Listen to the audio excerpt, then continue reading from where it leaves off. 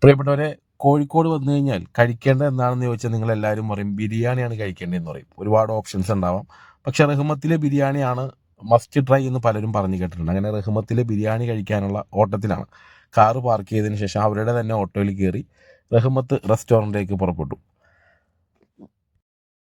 ഉച്ച സമയത്ത് റഹ്മത്തിലെ ബിരിയാണി കഴിക്കാനായിട്ട് ഭയങ്കര തിരക്കാണെന്ന് കേട്ടിട്ടുണ്ട്. പക്ഷെ ഞങ്ങൾ വൈകുന്നേര സമയത്തായതുകൊണ്ട് വലിയ തിരക്കൊന്നും ഉണ്ടായിരുന്നില്ല. എങ്കിലും ഓരോ ഫാമിലീസൊക്കെ ആ സമയത്ത് വരുന്നുണ്ട്.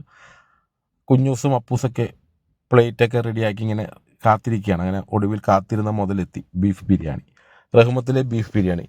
ഇനി ആ, എന്താണ് ബീഫ് ബിരിയാണി എന്ന് ചോദിച്ചാൽ ഇവിടുത്തെ മസ്റ്റ് ട്രൈ ബീഫ് ബിരിയാണി എന്നാണ് ഇവർ തന്നെ പറയുന്നത്. എന്നാൽ പിന്നെ അത് കഴിച്ചു നോക്കാമെന്ന് കരുതി അങ്ങനെ പാത്രത്തിലേക്ക് ബീഫ് ബിരിയാണി നമ്മൾ വിളമ്പി അപ്പൂസിനും കുഞ്ഞൂസിനെയൊക്കെ കൊടുത്തു.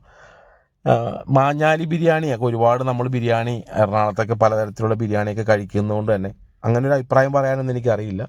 കൊള്ളാമോ എന്ന് ചോദിച്ചാൽ കൊള്ളാം, അത്രേ ഉള്ളൂ. ഇതിനകത്ത് എനിക്ക് ഏറ്റവും ഇഷ്ടപ്പെട്ടത് ഇതിനകത്ത് ബീഫാണ്. അതിനകത്ത് ബീഫ് കഴിക്കുക എന്ന് പറയുന്നത് ഒരു മസ്റ്റ് ട്രൈ ആയിട്ട് എനിക്ക് തോന്നി റൈസിനേക്കാളും. കാരണം അത്രത്തോളം ഞാൻ നിങ്ങൾ കാണുമ്പോൾ അറിയാം, ബീഫ് ഇങ്ങനെ എടുത്ത് കൈ കൊണ്ട് ഇങ്ങനെ പിടിക്കുമ്പോഴേക്കും അടർന്ന് വരുന്ന തരത്തിലാണ്. അതുകൊണ്ട് തന്നെ അത് ഗംഭീരമാണ്. അതുകൊണ്ട് തന്നെ ഞങ്ങൾക്ക് എല്ലാവർക്കും അത് ഇഷ്ടപ്പെട്ടു എന്നുള്ളതാണ്.